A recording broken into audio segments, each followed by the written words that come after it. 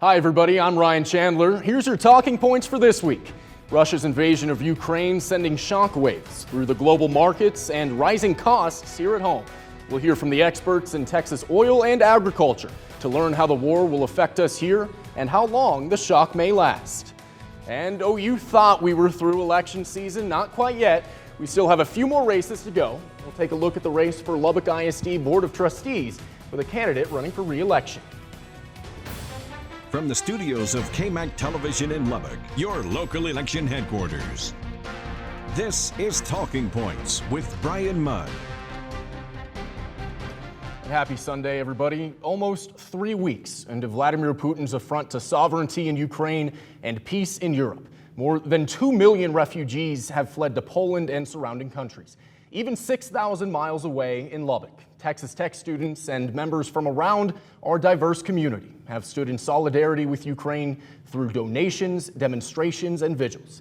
But even those of us fortunate enough not to worry about family and friends at risk overseas have seen its impact at the gas pumps and in the cotton fields. Putin's war is also an affront to the bread and butter industries of Texas.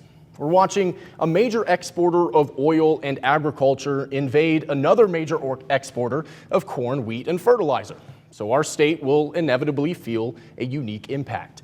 Ukraine feeds the world with their crops, and their fertilizer helps Texas farmers grow our own. Their own flag is an ode to their role in agriculture, the yellow and blue depicting a golden wheat field under a blue sky. But as their skies now turn hostile under Russian missiles, their growing season is expected to be interrupted. And experts in the field from Texas Tech say our local farmers should prepare for impacts lasting 6 to 12 months.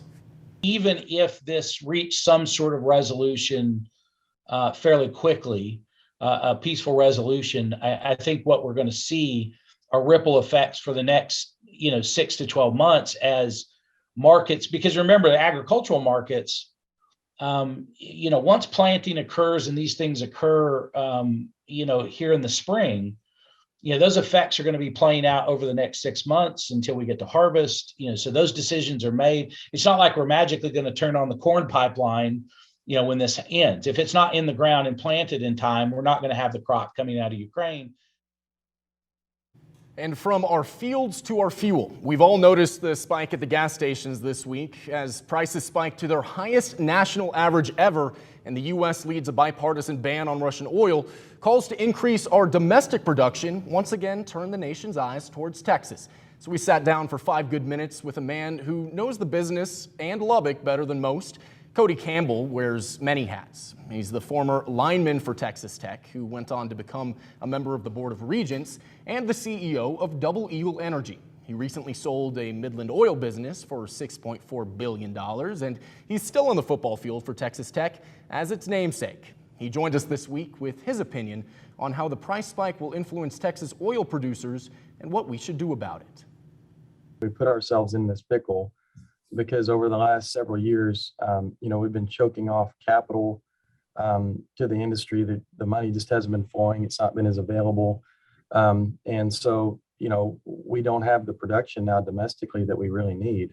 We're in a pretty tough spot and at a strategic disadvantage. And, we have a national security issue. And so, I think a lot of people now understand that we need to fix that problem, but it's going to take some time to get new barrels online. And, I think that's the challenge that we have right now. You mentioned a series of decisions that brought us to this point, lasting for a longer term than I think a lot of people realize. This is in the news so much this week because of Russia's invasion of Ukraine. How much is that directly responsible for the prices and the shortages we're seeing now versus other decisions you say were made earlier? Well, we already had a supply shortage that was developing prior to the war starting. So, and that supply shortage prior to the war was just due to chronic underinvestment in oil and gas exploration and development. And so, and that came as a result of, headwinds on the regulatory side, people having a hard time getting pipelines built and oil and gas companies just having a hard time getting money to drill wells. So, the banks had cut back the amount of money they were lending. Investment firms had cut back the amount of money they were investing in oil and gas. And so people just drilled fewer wells over the last several years, and so there now is just less production. I mean, it's really as simple as that. And why do you think that is, that there was a shortage of investment in recent years? Is that just because of the market leading itself that way, or is that because of policy choices from the new administration? It's partially because of policy choices, but it's also just this larger movement. And a lot of people call it ESG investing, but it's essentially an environmental slant on investing. And so, certain investment firms, certain banks started investing less or not investing at all in oil and gas because of concerns about climate change and because of, their efforts to want to reduce carbon emissions. And what they sort of failed to realize is that, reducing the supply doesn't reduce the demand, right? People still really do need oil and gas, especially in the developing world.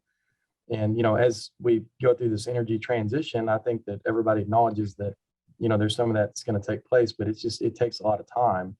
And so we're going to need oil and gas for a very long time into the future. And we just have to face reality.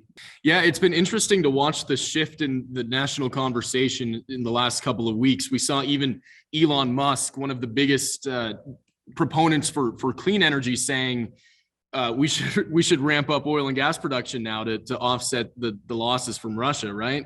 Really, the policy ought to be, it shouldn't be that we're going to, go all renewables. It shouldn't be that we're going to go all oil and gas. The policy should be that we're going to do everything we can to encourage as much energy to be produced in this country as possible, regardless of what the source is. So we should have all the wind, all the solar we can have. We should have all the oil and gas we can have here in this country. We should probably be building new nuclear power plants. We need as much domestic energy as possible because, the more energy we have here, the lower our costs are. And the more competitive our industry is, and the better off American families are. Their standards of living will be higher. They'll have more money in their pocket. And so that's really what we need to have as much energy here as possible.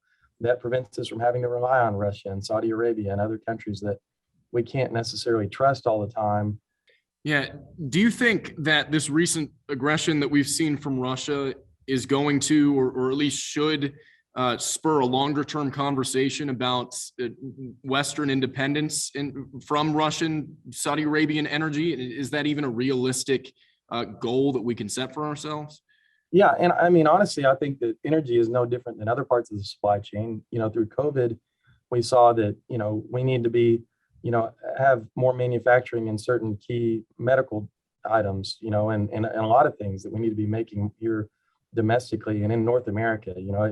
Canada, Mexico, and the United States need to be making as much stuff as possible that we need so we don't have issues when disruptions occur. We know how it is to be a consumer of oil and gas. Everybody's paying more at the pump, but is that coming out to be a benefit on the production side? Well, we look at things in the long run, and, we want to be long-term investors and, run our business for the long term. And so what we want is long-term stability. We want, businesses and families to be able to plan their expenses, and we want to be able to plan, our revenues and expenses. We don't want all this volatility. We don't want these big spikes. And it's bad for our industry. It's bad for people. Where prices are right now, it's going to hurt the economy really, really bad. And, that's not what we want. We want a price that is sustainable and steady. And, so all this volatility and everything is very, very bad for our business. And it's nothing that anybody in our industry wants. All right. Well, Mr. Campbell, I appreciate your insight so much. Thank you for taking the time to talk to us. We appreciate your perspective. Yeah. Thanks a lot, Ryan. And when we come back, we'll take a look at the headlines and sit down with Lubbock ISD trustee Beth Bridges for a conversation on her race for re-election. You're watching Talking Points, a focus on the political scene in Lubbock and across the South Plains. Welcome back, everyone. Here's a look at some of the headlines of the past week.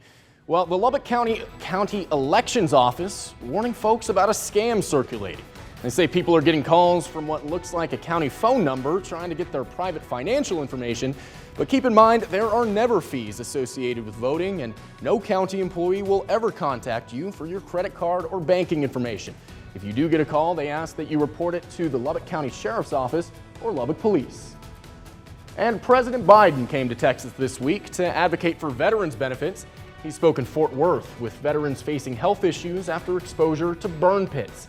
These pits were used at military sites overseas to get rid of things like metal, plastics, or chemicals, even human waste. And almost a decade ago, the VA started looking into links between exposure to these pits and respiratory illnesses. And the May elections are quickly approaching for a number of city offices, including city council and mayor. Yesterday, candidates for Lubbock ISD announced their campaign for re-election, including Beth Bridges, Ryan Curry, and Jason Ratliff. Election day is May 7th, and the last day to vote is Thursday, April 7th. To register to vote, that is.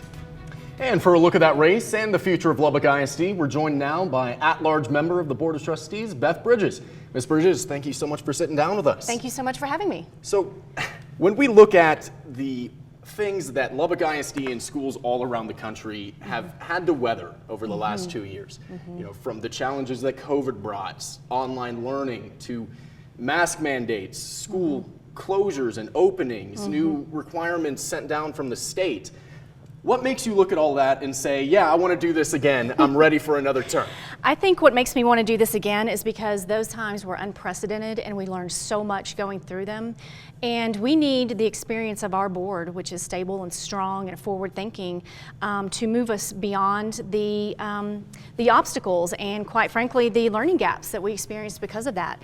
You know, we found a way when there was no way. I mean, who knew what a global pandemic was going to happen, number one, but what all that was going to entail. So we learned as we went through the process, and our teachers learned how to go through that process. We made a way when there was no way. So we need to continue that momentum. There are very definite steps that we need to take to get our kids back where they need to be. Not in all areas, but there was trauma, there was learning loss, there were many, many challenges that just simply we need the experience of experienced board members to be there to carry us forward.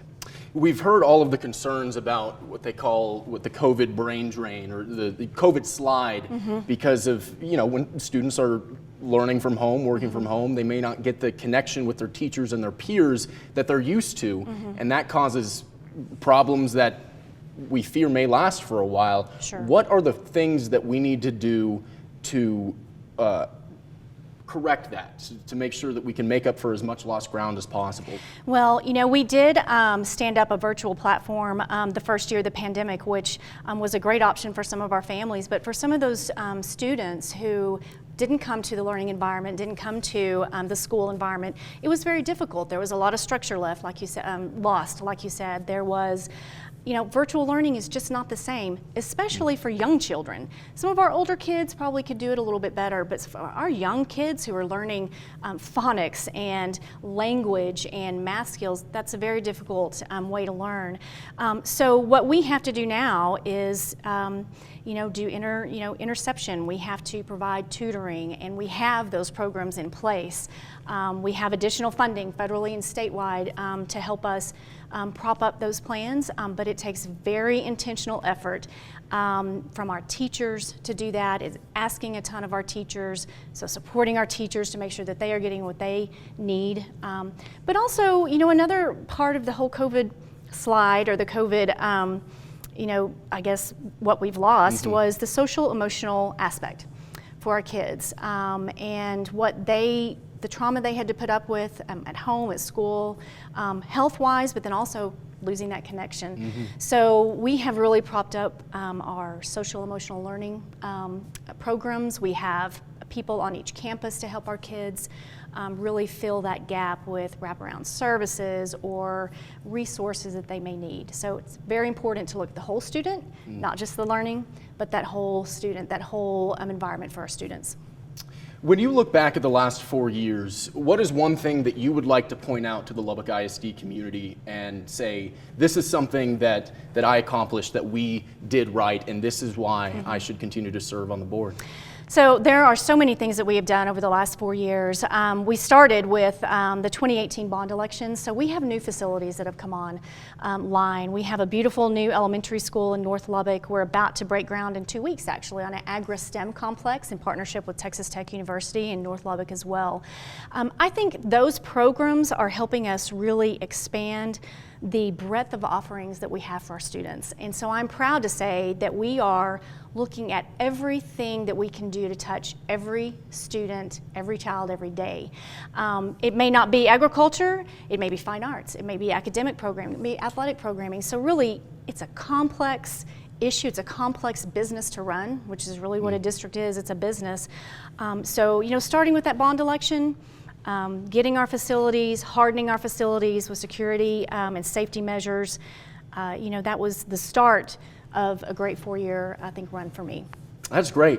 One thing that always strikes me when you talk with local district officials is how the conversation contrasts so greatly at the local level from the statewide conversation we're having about education now. Sure. You're talking about making up gaps in English, in math, about expanding the district, adding more schools. Nothing about critical race theory or mask mandates or any of those issues we hear so often from our statewide leaders. How often do you think those conversations play into the priorities that Lubbock ISD has on the ground right now? Well, I know that we are very mindful of those conversations. We certainly are mindful, and we hear from parents and citizens around the community frequently about those very issues, and so we do take those very seriously and want to make sure that we are doing what our parents want and what our district needs to do. So when it comes to those, we definitely welcome those conversations. It was a tough 2 years when you're mask mandate or no mask mandate, and those are hard issues to discuss, and not everyone agrees on those. But I will say, we were the largest school district in the state of Texas to start education, to start school in person, on time in 2020. That is a huge deal. For us to be able to do that with the virtual platform, but to get our kids back in. I will say we also had a federal government mandate to require some of our federally funded programs to have mask and vaccine mandates, and we fought that because it was a small group of federally mandated programs, and it wasn't the right fit for us, and it wasn't what we needed to do. So we did fight that and prevailed. We want our kids, our teachers, and our citizens to be healthy. Certainly, but we also want them to learn and to be an environment where they can thrive. So that's what we provided. Absolutely. Well, it sounds like there's a lot of great work going on and a lot of work left to do. So thank you for coming in and talking to us about it, and best of luck as you hit the campaign trail. Thank you so much. Happy to be here. And when we come back, we'll hear from a national name visiting Lubbock, ABC Nightline anchor Juju Chang, speaking with students this week about issues of racism facing the Asian American community. You're watching Talking Points, a focus on the political scene in Lubbock and across the South Plains. Welcome back, everybody. In honor of Women's History Month, last Friday, Texas Tech invited acclaimed journalist Juju Chang, who co-anchors ABC's Nightline, to speak to students. Her focus was the rise in violence against women in the Asian American community. Texas Tech reporting that 78% of Asian American and Pacific Islander women have been affected by anti-Asian racism. And our Laura Lawhead got to sit down with her to talk about it. It's really hard when you see someone who looks like your auntie, or someone in your family being attacked for no good reason. That's Emmy Award-winning journalist Juju Chang on what it's like reporting on violence against Asian American women. Hello and thanks. Later tonight on Nightline. In honor of Women's History Month, Texas Tech's Honors College and Humanities Center invited her to come to campus to speak to students. People lose sight of the fact that these attacks are still happening. In New York City, just over the weekend, there was a man who attacked 7 different Asian women in the course of 2 hours. And you have to ask yourself, why? Those attacks come after 2 brutal killings of Asian American women in New York City. In February, 35-year-old Christina Lee was stabbed 40 times in her bathroom by a man who followed her home. In January, 40-year-old Michelle Goh was pushed in front of a subway by a stranger. Hate crimes against people of Asian descent rose by a staggering 76% in 2020 during the pandemic, according to FBI data. Even if it's somebody who's having a mental health break, what are the messages that they're getting that makes them spew hate against Asian Americans? Chang says it's critical to keep these stories in the news so the crimes don't slip through the cracks. But Chang also revealed to students she's experienced some anti-Asian sentiment herself. I had somebody, as I was driving down the street, I rolled down the window and I made a funny turn, and somebody yelled at me and then added a nice, anti-Asian slur. But she emphasizes that breaking down this hate starts with something as simple as breaking bread. I really hope that when people listen to someone like me, who looks a little different than them or comes from a slightly different background, that it just helps you see other people's humanity. That at the end of the day, as long as we see each other as people and not as labels or as silos, then that creates understanding. I think we can all be allies. Laura Lawhead, KAMC News. Laura, thank you so much. Stick around. We're coming back with a look at the week ahead. Well, thanks for watching, everybody. We'll continue our look ahead to the city election on next week's show. For now, send us a comment on our KAMC News Facebook page and at everythinglubbock.com. Click weekly features and talking points to stream this and many of our past shows. And that's your talking points for this week. For all of us here at KAMC, we thank you for watching. See you right here next Sunday.